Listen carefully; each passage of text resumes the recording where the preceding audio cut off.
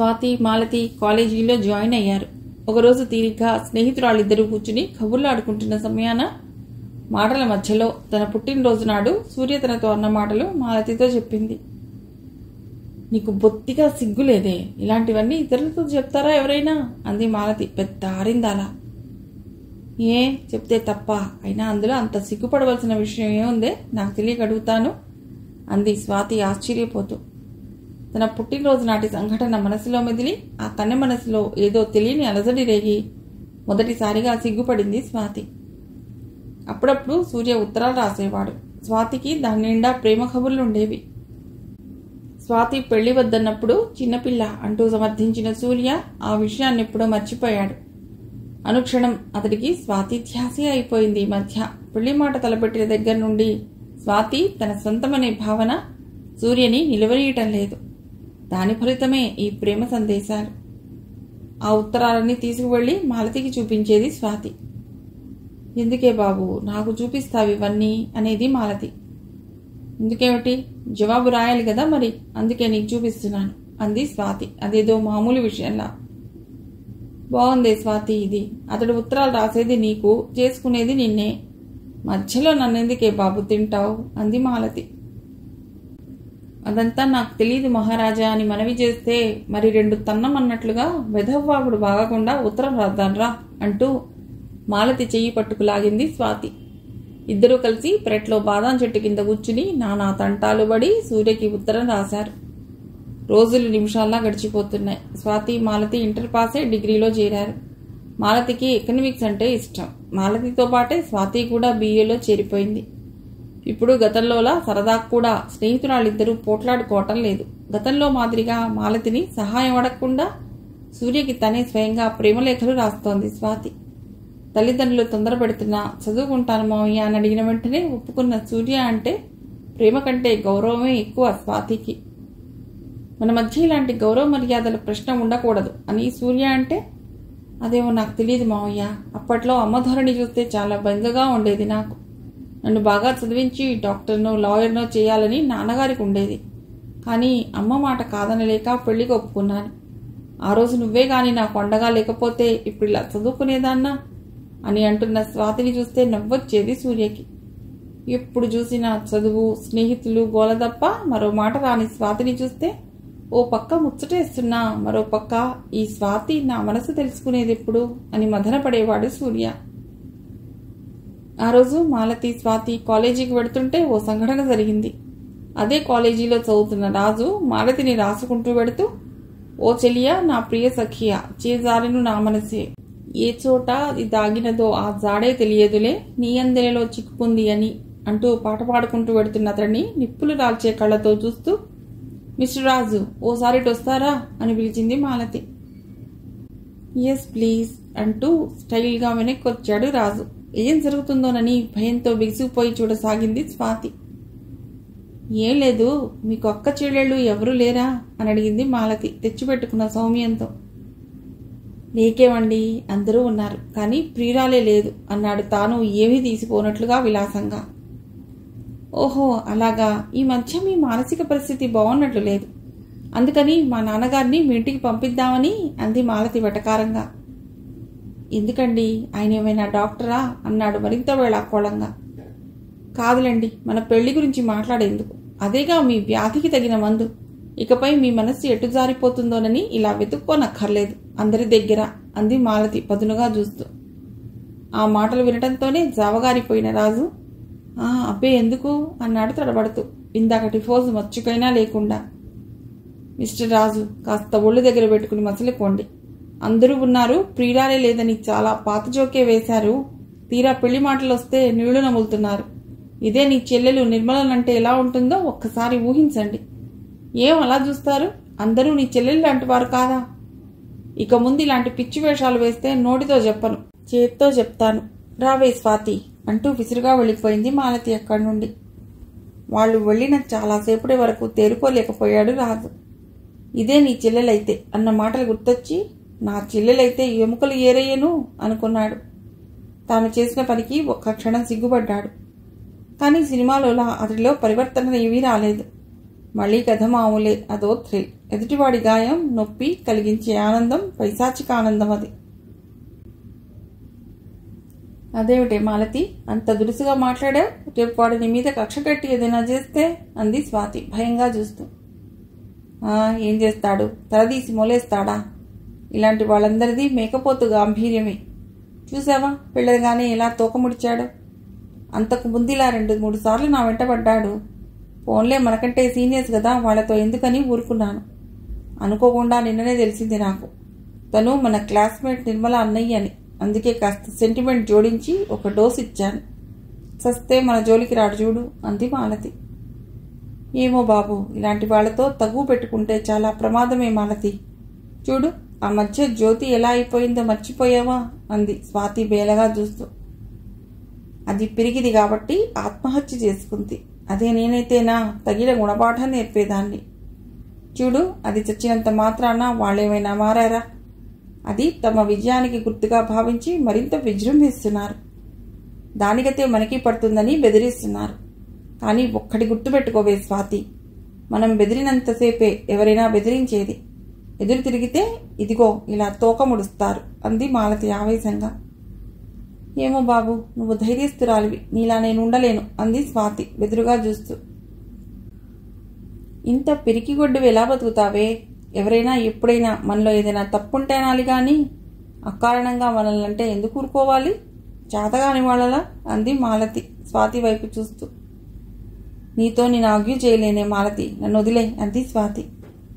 అయితే నోరు మూసుకుని నేను ఎలా చెప్తే అలా చెయ్యి అంది మాలతి మహారాణిలా పోజుపెట్టి. ఎప్పుడు నవ్వుతూ నవ్విస్తూ ఉండే మాలతి మువ్వనోము పట్టినట్లుగా కనబట్టంతో ఏమిటే మాలతి అలా ఉన్నావు అని అడిగింది స్వాతి. మాలాంటి మధ్యతరగతి కుటుంబాల్లో బాధలు నిరాశలు తప్ప ఇంకే ఉంటాయి, ఒకవేళ ఉన్నా రాణించవు అంది మాలతి నిర్లిప్తంగా. ఏమిటే ఈరోజు కొత్తగా వేరు చేసి మాట్లాడుతున్నావు?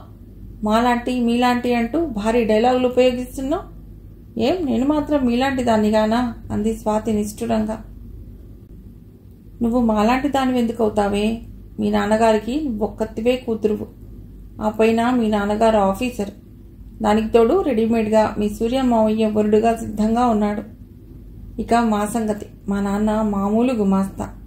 ఆయనకు మా అక్క నేను గుండెల మీద కుంపట్లా ఉన్నా.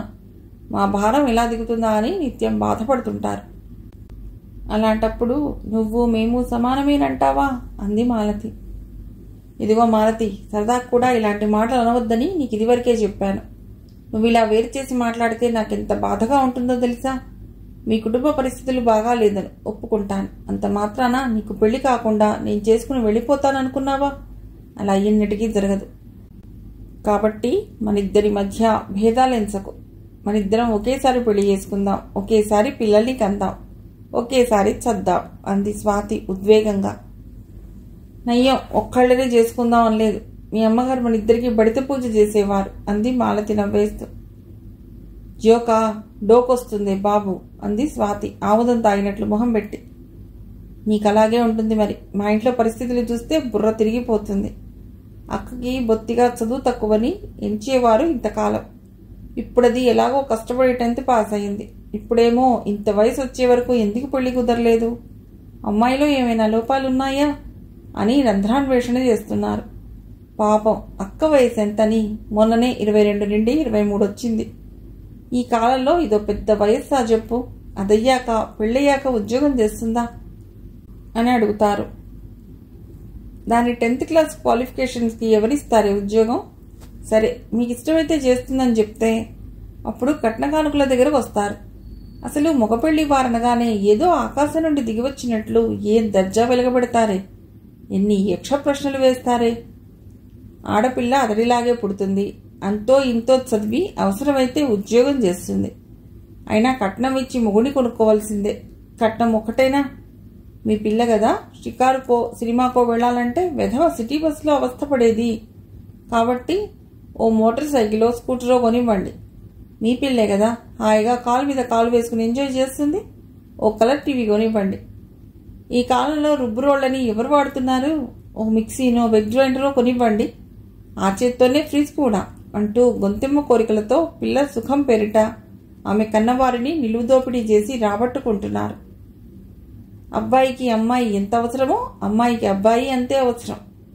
సృష్టి కార్యంలో సమానంగా పాలు పంచుకుంటారు. ఇద్దరిలో ఏ ఒక్కరూ లేకపోయినా సృష్టి ఆగిపోతుంది.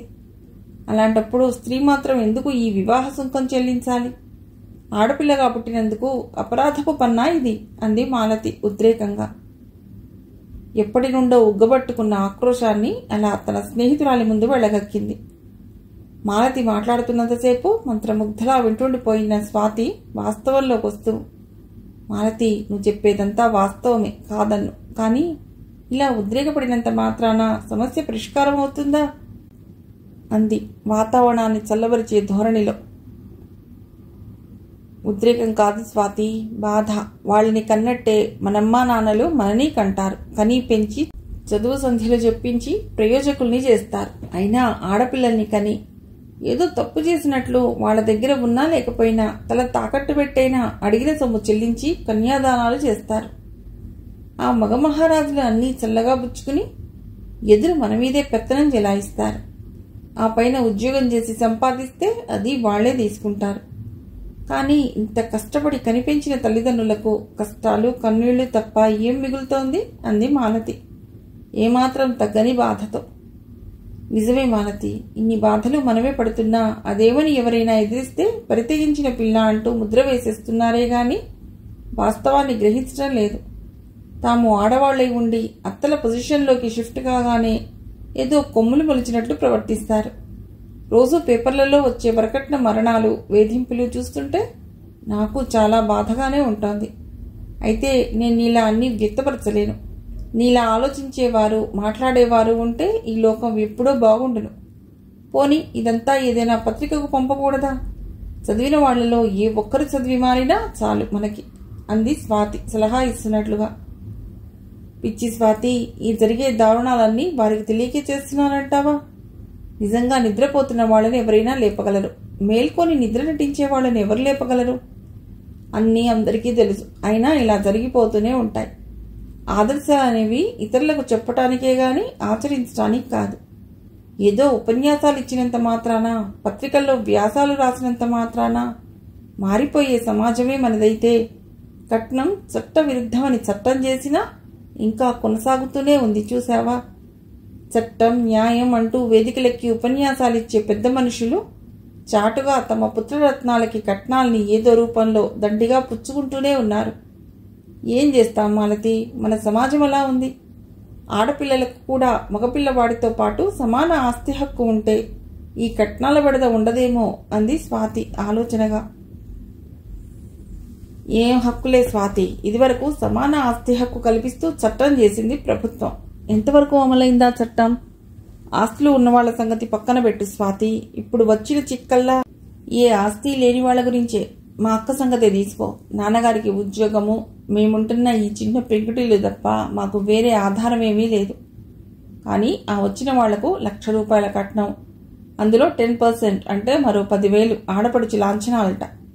సూటు, బూటు, వాచి, కలర్ టీవీ, మిక్సీలతో పాటు అలక పాన్పు మీద మోటార్ సైకిల్ అట. ఆ పైన పెళ్లి ఖర్చులు. ఎక్కడి నుండి తెస్తారు నాన్నగారిదంతా? అమ్మ ఈ సంబంధం వద్దంటుంది. నాన్నగారు ఆఫీస్లో అన్ని రకాల లోన్స్ పెట్టి 2 లక్షలకు మించి తేలేనంటున్నారు. ఉన్న ఆ చిన్న ఇల్లు అమ్మేస్తే మా తర్వాత 2 తమ్ముళ్ల మాట ఏమిటి అంది మాలతి విసుగ్గా. మరి ఇదంతా చూసి అక్క ఏమంటోంది అంది స్వాతి. ఏమంటుంది? నాలాగే బాధపడుతోంది. కానీ అమ్మా నాన్నలకు ఎదురు చెప్పలేక ఈ పెళ్లికి ఒప్పుకుంటోంది. అదే నేనైతే చస్తే ఇటువంటి పెళ్లి చేసుకోను. ఓ పక్క అమ్మా నాన్న అప్పులతో సతమతమవుతుంటే నేనలా పల్లెకి ఎక్కి ఊరేగలేను అంది మాలతి ఆవేశంగా. ఇవన్నీ ఇప్పటి కబుర్లే. ఆ సమయం వచ్చేసరికి నువ్వే మారుతావు అంది స్వాతి ఆట పట్టిస్తున్నట్లుగా. చూడు ఏం చేస్తాను. ఈ మాలతి చెప్పేదొకటి చేసేదొకటి కాదు. ఏం చెప్తానో అదే చేస్తాను. నా పెళ్లి నా తల్లిదండ్రులకు ఎన్నడూ భారం కానీయను అంది మాలతి స్థిరంగా. ఏ పని చేస్తూ ఉన్నా ఆ రోజంతా అదే విషయం ఆలోచిస్తూ ఉండిపోయింది మాలతి. ఇదంతా ఏదైనా పత్రికకు రాసి పంపకూడదా అని స్వాతి అన్నప్పుడు తేలిగ్గా కొట్టి పారేసిన మాలతి ఇంటికి వెళ్ళాక స్వాతి చెప్పినట్లు చేస్తే బాగుంటుందని అనుకుంది. వెంటనే కార్యాచరణలో పెట్టింది. తన భావాలన్నింటినీ క్రోడీకరించి ఒక వ్యాసాన్ని తయారు చేసింది. అందులో ఎన్నో ప్రశ్నలు, సందేహాలు, అలాగే తనకు తోచిన ఎన్నో పరిష్కార మార్గాలు సూచిస్తూ ఆడదాని జీవితం కేవలం పెళ్లిళ్లకే పరిమితం కాదని, పెళ్లితోనే ముగిసిపోదని చెప్తూ పెళ్లి, సంసారం అనేవి స్త్రీకి ఎంత అవసరమో పురుషుడికి అంతే అవసరమని, పెళ్లి అనేది జీవితంలో ఒక పార్టే గాని అదే మొత్తం జీవితం కాదంటూ రాసింది. స్వాతికి కూడా చెప్పకుండా ఆ వ్యాసాన్ని పత్రికకు పంపించింది మాలతి. ఆ వ్యాసం తమ పత్రికలో ప్రచురించడమే కాక పారితోషికంతో పాటు ఆ పత్రికా ఎడిటర్ స్వయంగా రాసిన ఉత్తరం కూడా అందుకుంది మాలతి. మీ వ్యాసం చాలా బాగుంది. ఈనాటి యువతరానికి చాలా స్ఫూర్తిదాయకంగా ఉంది. ఇలాంటివే మరిన్ని మంచి రచనలు మీ కళ నుండి జాలువారాలని ఆకాంక్షిస్తూ అభినందనలతో అని ఉంది అందులో. మాలతి ఆ ఉత్తరాన్ని పదే పదే చదువుకుని మురిసిపోయింది. వెంటనే వారు పంపిన డబ్బుని దాన్ని పట్టుకుని స్వాతి దగ్గరకు పరుగుదీసింది. వెలిగిపోతున్న మొహంతో వచ్చిన మాలతిని చూసి, ఏమిటే సంగతి, మొహం మతాబులా వెలిగిపోతోంది అంది స్వాతి. ఛత్, నీ ఉపమానం తగలే, ఎన్నిసార్లు చెప్పాలే నీకు? నా ముఖాన్ని 2 నిమిషాలు వెలిగి ఆరిపోయే మతాబుతో పోల్చవద్దని అంది మాలతి బుంగమూతి పెట్టి. సరేలే, సంగతేమిటో చెప్పాడు అంది స్వాతి కవ్వింపుగా. రాక్షసి, నిరంతరం నన్ను ఏడిపించడం తప్ప నీకు వేరే పనేం లేదు కదా. చూడు ఈ పత్రిక, ఈరోజు నువ్వు చెప్పినట్లే ఒక వ్యాసం రాసి పంపాను. అది వేసుకున్నారు చూసావా ఇందులో? ఇదిగో ఈ డబ్బులు మనిద్దరికీ చెరిసగం అంటూ తనకి వచ్చిన పారితోషికం నుండి సగం తీసి స్వాతి చేతిలో పెట్టింది మాలతి. నిజంగా, వాట్ ఏ వండర్. నేనేదో యథాలాపంగా అంటే దాన్ని నిజం చేసేసావే నువ్వు అంటూ పత్రిక పేజీలు తిప్పి గబగబా వ్యాసం చదివేసింది. ఎంత బాగా రాశావే మాలతి, నిజంగా నువ్వు చాలా గ్రేటే బాబు. సరే గాని ఈ డబ్బులు ఎందుకే నాకు అంటూ తిరిగి స్నేహితురాలికి ఆ డబ్బు ఇవ్వబోయింది స్వాతి. అదేం కుదరదు, మన ఇద్దరిలో ఎవరికే దొరికినా అది ఇద్దరికీ 50-50 కదా అంది మాలతి ఆ డబ్బులు తిరిగి స్వాతి చేతిలో పెట్టేస్తూ. అవునే మాలతి, ఇంత బాగా ఎలా రాయగలిగావే? నాకు చాలా ఆశ్చర్యంగా ఉంది. ఇదంతా మా కమలక్క పుణ్యమేనే. అక్క మూలంగా నాకు రీడింగ్ హ్యాబిట్ అలవడింది. నీకు తెలుసు కదా, నా తీరిక సమయం అంతా పుస్తకాలు చదవటానికే వెచ్చిస్తానని. చాలా రోజుల క్రితం వరకట్నం ఇచ్చుకోలేక హైదరాబాద్లో ఒక వ్యక్తి తన 3 చెల్లెళ్లతో పాటు చార్మినార్ నుండి దూకి ఆత్మహత్య చేసుకున్నాడని చదివాను పేపర్లో. అలాగే ఎప్పటికప్పుడు ఈ వరకట్న చావులు, అత్యాచారాల గురించి వింటుంటే, చదువుతుంటే కోపంతో నా ఒళ్ళు దహించుకుపోయేది. కనీసం నా వరకైనా ఈ దురాచారాన్ని సాగనివ్వరాదని పట్టుదల నాకు. అందుకే అంత ఖచ్చితంగా చెప్పానా రోజు. నేను కట్నమిచ్చి పెళ్లి చేసుకోనని అంది మాలతి ఎక్కడో ఆకాశంలో చూపులు నిలిపి. నిజమేనే, ఎవరికి వారు నా ఒక్కరి వల్ల ఏమవుతుంది? నేను మానేసినంత మాత్రాన ఈ సమాజం మారిపోతుందా అని తనను తాను మభ్యపెట్టుకుని అదే బాటలో నడుస్తారే గాని నీటి బొట్టు కలిస్తేనే కదా సముద్రం అయ్యేది అని ఎవ్వరూ అనుకోరు. అలా ఎవరికి వారు మారి ముందడుగు వేస్తేనే ఏదైనా సాధించగలిగేది అంది స్వాతి. అమ్మయ్యా, ఇన్నాళ్లకి నా మాట అవునన్నావే నువ్వు అంది మాలతి అల్లరిగా నవ్వేస్తూ. నేను ఏమన్నా చివరికి వినేది నీ మాటే కదా, చేసేది నువ్వు చెప్పినట్లే కదా అంది స్వాతి నాటకీయంగా. ఫోజులకేం తక్కువ లేదు గాని పద, ఏదైనా సినిమాకు పోదాం అంది మాలతి లేస్తూ. అయితే ఓకే అంటూ హుషారుగా లేచింది స్వాతి. మొత్తం మీద కమల పెళ్లి ఎంతో కష్టం మీద చేయగలిగారు విశ్వనాథం, ఇందిరమ్మలు. అక్క పెళ్లి జరుగుతున్నందుకు ఎంతో ఆనందం అనిపించినా ఆ పెళ్లి జరిపించటానికి తండ్రి పడిన అవస్థలు చూసిన మాలతి మనస్ఫూర్తిగా పెళ్లిని ఎంజాయ్ చేయలేకపోయింది. కమల అత్తవారింటికి వెడుతూ, మాలతి, నీకు నా మీద చాలా కోపంగా ఉందని తెలుసు, కానీ నేనేం చేయగలను చెప్పు?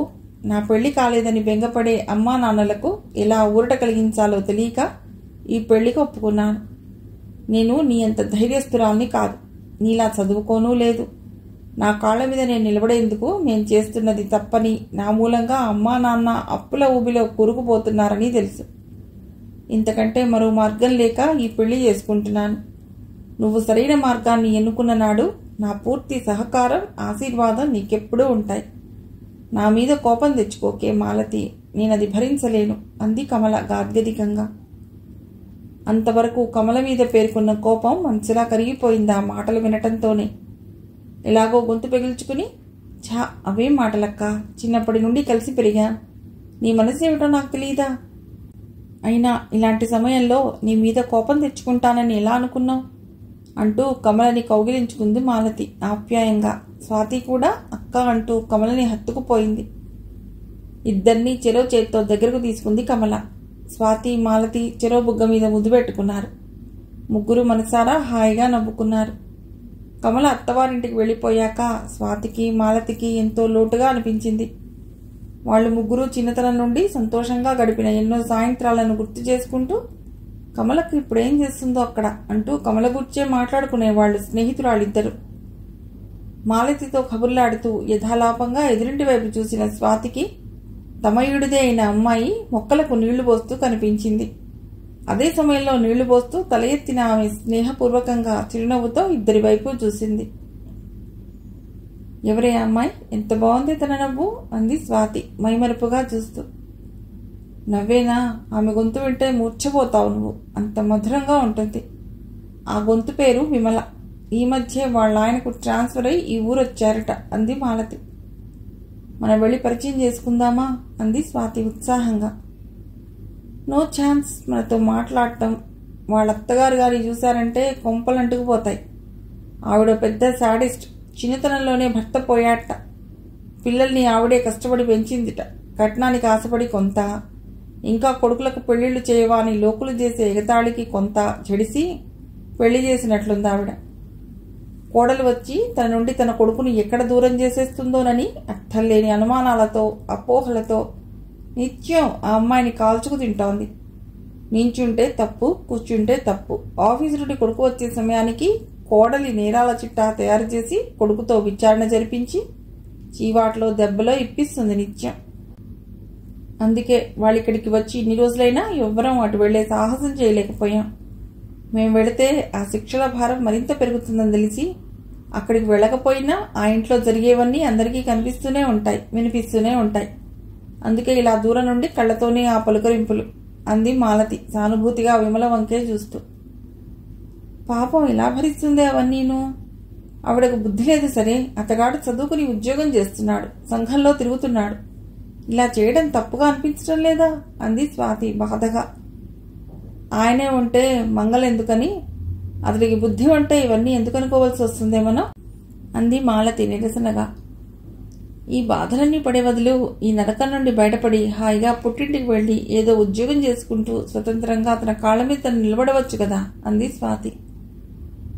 ఉద్యోగాలు ఎప్పుడంటే అప్పుడు దొరుకుతాయా స్వాతి? ఈ నరకం నుండి బయటపడి 4 రోజులు తలదాచుకుందామంటే చోటేది? ఆ పుట్టింట్లో కూడా ఆదరణ కరువేనాయే. విమల వాళ్ళ అమ్మగారు చనిపోయారట. వాళ్ళ నాన్నగారే కొడుకుల మీద, కోడళ్ల మీద ఆధారపడి వాళ్ళ దయా దాక్షిణ్యాల మీద బతుకుతూ ఉంటే భర్తను వదిలి వచ్చిన కూతురికి ఇంకేం ఆసరా చూపించగలరు? తల్లి నగలమ్మిన డబ్బుతో కట్న కానుకలిచ్చి పెళ్లి చేసి చేతులు దులిపేసుకున్నారా అన్నదమ్ములు. విమల దుస్థితి గమనించిన విమల అత్తగారు మరింత పేట్రేగిపోయి ఇలా కాల్చుకు తింటోందా అమ్మాయిని అంది మాలతి. బాబోయ్, ఇవన్నీ వింటూ ఉంటే నాకు పెళ్ళంటేనే భయం వేస్తోంది మాలతి. ఇలాంటివన్నీ చూసే కాబోలు మన వాళ్ళు ఆడదానిగా పుట్టే కంటే అడవిలో మానే పుడితే మంచిదని అంటారు అంది స్వాతి బాధగా విమల వాళ్ళింటి వైపు చూస్తూ. తనకి నీకు పోలికేంటే స్వాతి?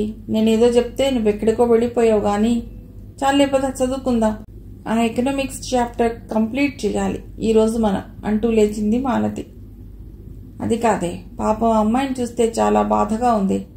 దాదాపు మన వయసు ఉంటుంది కదే, పాపం ఎన్ని బాధలో తనకి అంది స్వాతి దిగులుగా. అమ్మా తల్లి, నేరకపోయేదంతా నీకు చెప్పాను గాని ఇక ఆ టాపిక్ వదిలేవే బాబు. ఆలోచించే కొద్దీ మన మనసు పాడవడం తప్ప ఏమీ చేయలేం మనం అంది మాలతి. అంతేనంటావా అంటూ జాలిగా అటే చూస్తూ స్నేహితురాలి వెంట నడిచింది స్వాతి. మాట అయితే తేలిగ్గా తీసిపడేసినట్లుగా అంది గాని స్వాతి వెళ్ళాక కూడా మాలతి మనసంతా విమల సమస్య చుట్టూనే తిరుగుతోంది.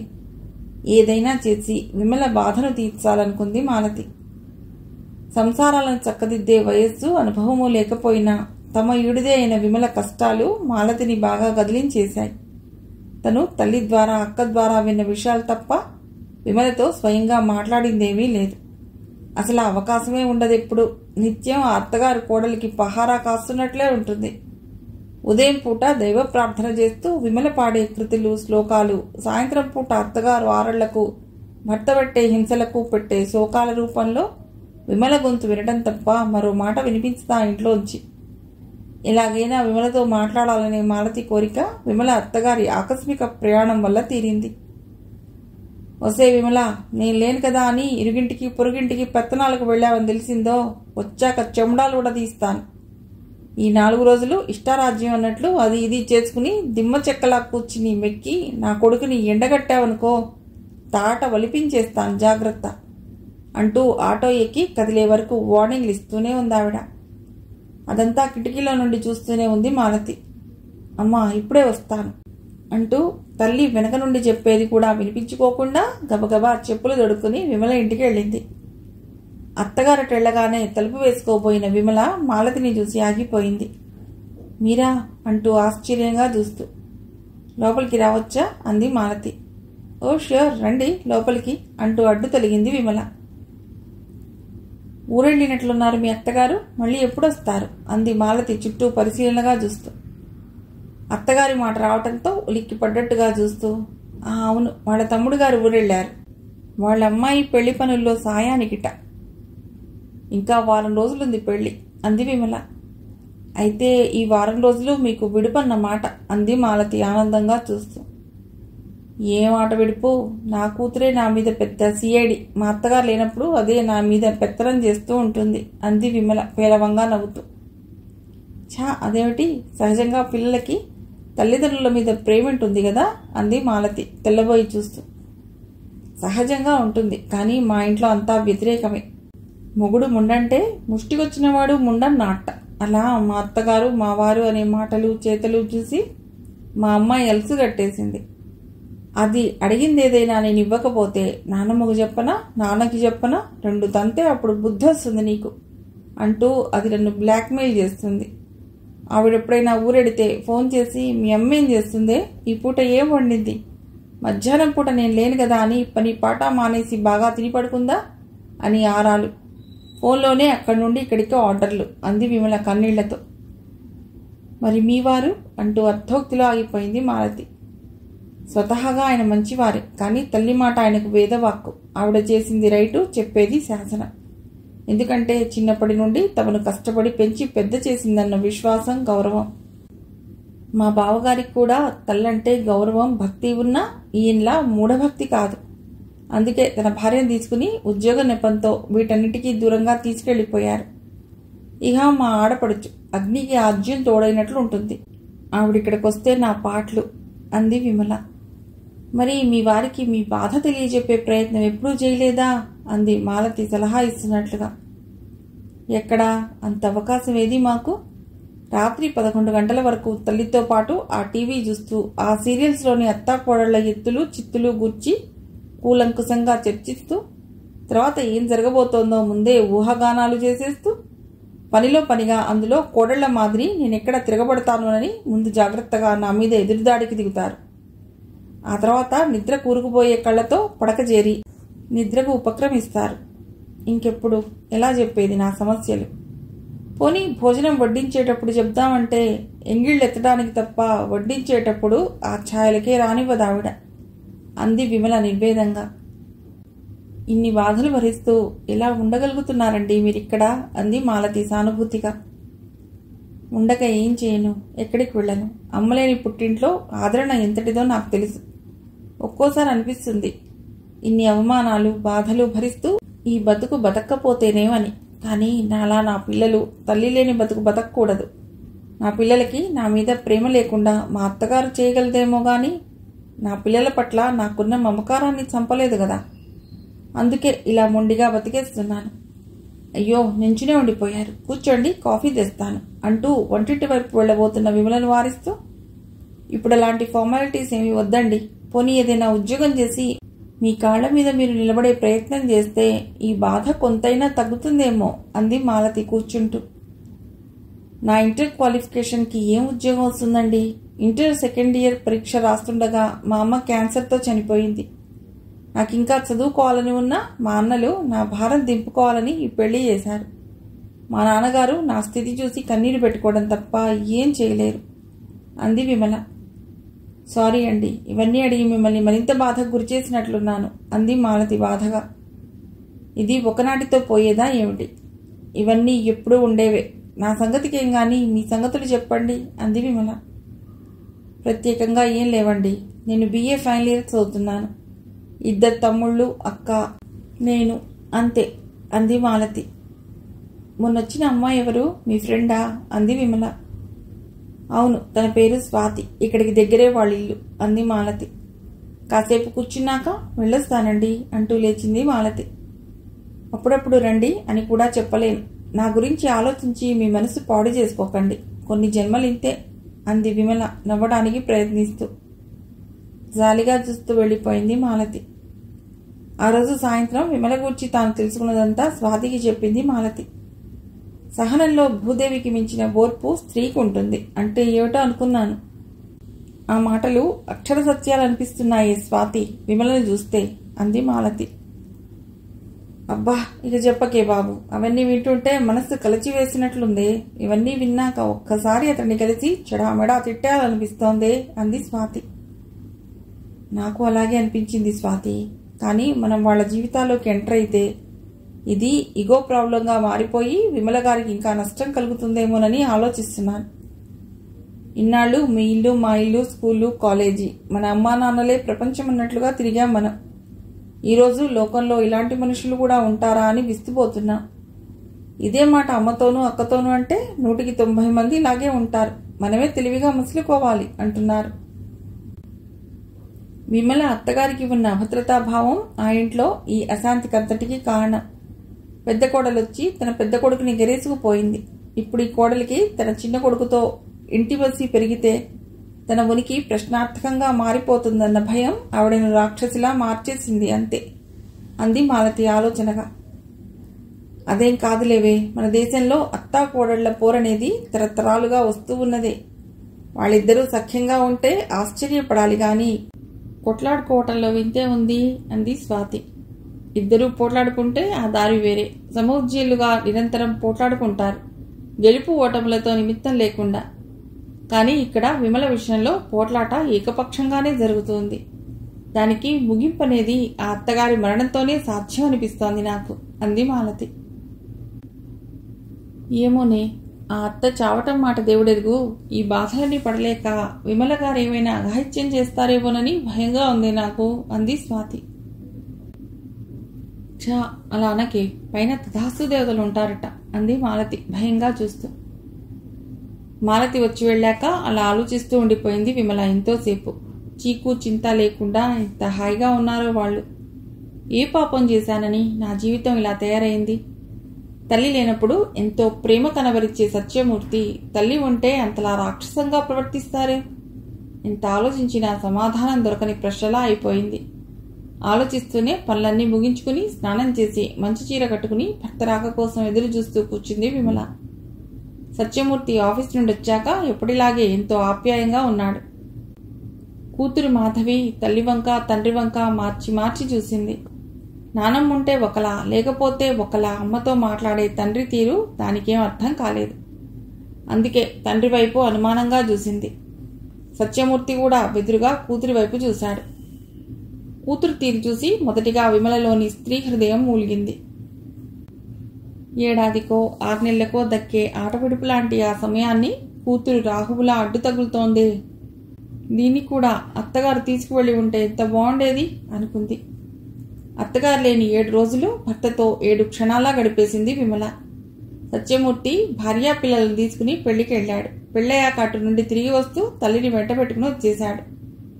పెళ్లికెళ్లి వచ్చిన తర్వాత మనవరాల్ని దగ్గర కూర్చోబెట్టుకుని తాను తెచ్చిన కొత్త బట్టలు వేసి ముస్తాబు చేస్తూ తాను లేనప్పుడు జరిగిన సంగతులన్నీ మనవరాల్ని అడిగి తెలుసుకుంది.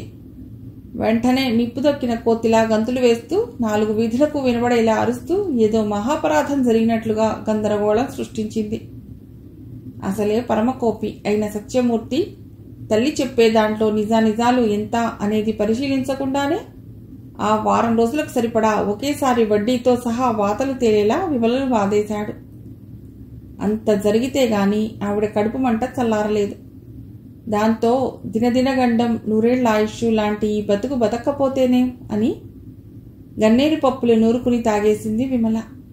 చచ్చేది సాధిస్తాను అని ఎంతవరకు మాట్లాడినా ఆ క్షణంలో బతికి ఈ నరకాన్ని భరించే కంటే చావే మేలని తెగించేసింది. భార్యను ఆ స్థితిలో చూసిన సత్యమూర్తి నిలువునా కదిలిపోయాడు. చావు బతుకుల మధ్య కొట్టుకుంటూ కూడా పిల్లలు పిల్లలు అంటూ అల్లాడిపోతున్న భార్యను చూస్తే జాలేసింది. పరుగున వెళ్లి ఆటో తీసుకొచ్చి భార్యను హాస్పిటల్కు తీసుకెళ్లాడు. తాను చెప్పిన మాటలు విని నానమ్మ నాన్నతో కొట్టించింది. అందుకే అమ్మ చచ్చిపోతుంది. అమ్మ చచ్చిపోతే నాకు చెల్లికి లాలెవరు పోస్తారు, బువ్వెవరు తినిపిస్తారు అనుకోగానే మాధవి బెంబేలెత్తిపోయింది. నానమ్మ నాకమ్మ కావాలి అంటూ ఏడుస్తూ చిట్టుకుపోయిన మనవరాల్ని విదిలించి కొడుతూ, నన్ను వీధిలో పెట్టడానికి కాకపోతే మీ అమ్మ ఎందుకు చేసినట్టే ఈ పని? ముప్పొద్దులా తిని కూర్చుని ఉండలేక ఏ మాయరోగం వచ్చిందే దానికి అని శాపనార్థాలు పెట్టింది.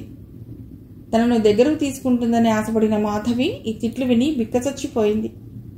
విషయం విని చుట్టూ చేరిన వాళ్ళు, చాలేమ్మా చెప్పొచ్చా, అవతల తల్లి చావు బతుకుల్లో ఉంటే ఇప్పుడు ఆ సాధింపులు, ఏ మనిషివమ్మా నువ్వు అని తలో మాట అనటంతో తల వంచుకుంది విమల అత్తగారు.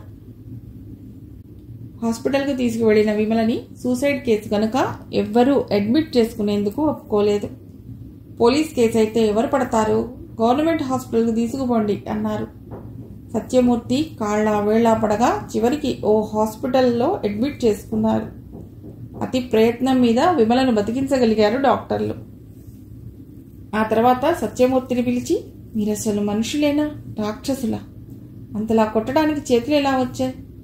ఇప్పుడు ఈ మనిషి ప్రాణం పోతే ఎవరు జవాబుదారి?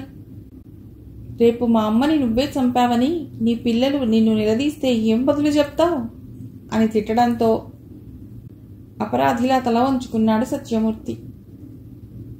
ఇన్నాళ్లు తల్లి తాను చేసిన అకృత్యాలను మౌనంగా భరించిన విమల అతనికి కంటికి దేవతలా కనబడసాగింది. ఎన్ని జన్మలు తపస్సు చేస్తే ఇలాంటి భార్య దొరుకుతుంది? ఎంత అమానుషంగా ప్రవర్తించాను ఇన్నాళ్లు. ఏది ఏమైనా ఇక మీదట విమలను పన్నెత్తి మాట అనకూడదు అనుకున్నాడు సత్యమూర్తి దృఢంగా. విషయం విన్న మాలతి, స్వాతి హాస్పిటల్కి వచ్చారు విమలను చూసేందుకు. మొదటగా మంచం మీద పడుకున్న విమల వైపు జాలిగా చూస్తూ, సత్యమూర్తి గారు, ఇలా చెప్తున్నానని తప్పుగా అనుకోకండి. మీకు మీ అమ్మగారి మీద అపారమైన భక్తి గౌరవాలుంటే ఉండవచ్చుగాక, కానీ దాన్ని ప్రకటించుకునేందుకు భార్యను హింసించటం పద్ధతేనంటారా?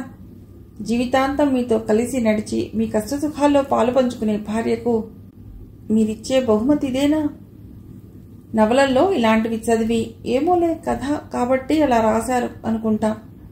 కానీ ఈరోజు మీ కుటుంబాన్ని కళ్ళారా చూశాక అలాంటివి యథార్థమే అనిపిస్తోంది నాకు. ఎవరికి ఇవ్వవలసిన స్థానం వారికి ఇచ్చి ఉంటే ఇప్పుడు ఈ పరిస్థితి వచ్చి ఉండేది కాదు అంది మాలతి ఆవేశంగా. జరిగిన దానికి నేను చాలా బాధపడుతున్నాను. చేతులు కాలాక ఆకులు పట్టుకున్నట్లుంది నా పరిస్థితి. చచ్చిన పావుని ఇంకా చంపకండి. మరోసారి ఇలా జరగనివ్వను. ఇక నుండి విమలను నా కంటికి పాపలా చూసుకుంటాను అన్నాడు సత్యమూర్తి. మీలో ఇంత మంచి మార్పు వస్తే అందరికంటే ఎక్కువ సంతోషించేది విమలగారే. తనకిది పునర్జన్మ లాంటిది. మీరింటికెళ్ళి ఏవైనా పనులుంటే చూసుకుని పిల్లల్ని తీసుకురండి. అందాక మేమిక్కడ ఉంటాం అంది మాలతి. ఇంటికి వచ్చిన కొడుకును చూడటంతోనే కోడలికి ఎలా ఉంది అనగటం మాని ఎప్పటిలాగానే చేతులు బారలు చాస్తూ విమలని శాపనార్థాలు పెట్టబోతున్న తల్లిని ఒక్క అరుపుతో నోరు మోయించాడు సత్యమూర్తి. ఇంత జరిగినా నీ కళ్ళు చల్లబడలేదా అమ్మా? అనుక్షణం మనని అడుగులకు మడుగులొత్తుతూ అన్ని సేవలు చేసిన పిచ్చిది చావు బతుకుల మధ్య కొట్టుకులాడుతూ ఉంటే కొంచెమైనా జాలి లేదా నీకు? ఎందుకు హేళ్ళొచ్చాయి? నన్ను రెచ్చగొట్టి దాన్ని కొట్టించడానికి తప్ప ఇంకెందుకూ పనికి రాలేదు అంటూ పాలు కలిపి ఫ్లాస్క్లో పోసుకుని చంటిపిల్లను భుజం మీద వేసుకుని పెద్ద కూతురు చెయ్యి పట్టుకుని వీధిలోకి పెడుతున్న కొడుకు వంక అయోమయంగా చూస్తూ ఉండిపోయింది ఆవిడ. పుట్టి బుద్ధరిగాక తన్నింతవరకు ఎదిరించి మాట్లాడని కొడుకు ఈరోజు ఇలా మాట్లాడటంతో దిమ్మ తిరిగిపోయినట్లుంది ఆమెకు. సత్యమూర్తి హాస్పిటల్కి వెళ్లేసరికి విమలకు కాస్త మెళకువ వచ్చింది. భర్తను చూడటంతోనే వెక్కి వెక్కి ఏడుస్తూ పిల్లల వైపు చేతులు చాచింది ఆత్రంగా. విమల, నన్ను పిల్లల్ని ఏం చేసిపోవాలని ఇంత పని చేశా? నేను మూర్ఖుణ్ణే, ఒప్పుకుంటాను. అందుకింత శిక్ష వేయటం న్యాయమేనా అంటూ చిన్నపిల్లవాడిలా భార్య చేతులు పట్టుకుని ఏడుస్తున్న సత్యమూర్తిని చూసేసరికి అందరి కళ్ళు తడిశాయి. వారిద్దరి మధ్య తామెందుకన్నట్లుగా మాలతి, స్వాతి వచ్చేశారక్కడి నుండి. విమల హాస్పిటల్ నుండి డిశ్చార్జ్ అయ్యాక ఇంటి స్వరూపమే మారిపోయింది. ఇప్పుడు ఆ ఇంట్లో నుండి నవ్వులు, కేరింతలు తప్ప తిట్లు, శాపనార్థాలు వినపట్టం లేదు. సినిమాలోలా విమల అత్తగారిలో సడన్గా పరివర్తన వచ్చి మంచిదానిలా మారకపోయినా రాక్షసిలా మాత్రం ప్రవర్తించటం లేదు. అసలు అవకాశం సత్యమూర్తే ఇవ్వటం లేదు. అప్పుడప్పుడు ఆ ఇంటికి మాలతి, స్వాతి వచ్చి విమలతో కమ్మగా పాటలు పాడించుకుని వింటూ సత్యమూర్తిని అన్నయ్య అంటూ ఆప్యాయంగా పిలుస్తూ ఆ కుటుంబానికి ఆప్తుల్లా మారిపోయారిద్దరు. విమల మాత్రం మాలతితో మాట్లాడటం వల్లనే తన ఆలోచనలో మార్పు, తెగింపు వచ్చాయి. చివరికి తన జీవితంలో చిక్కులన్నీ తొలగిపోయాయి అని అనుకుంటూ ఉంటుంది ఎప్పుడు. ఆ మాటే మాలతితో అంటే, నాదేం లేదు, ఇన్నాళ్ళు సత్యమూర్తి గారిని మాయతెరలా కమ్మేసిన అతి మంచితనం, తల్లి మీద ప్రేమ పేరుతో ఉన్న మూఢత్వం తొలగిపోయి అతడిలో మంచితనానికి వెలుతురొచ్చి నీ జీవితం నందనవనమైంది అంది మాలతి. మిగిలిన కథ తర్వాతి భాగంలో.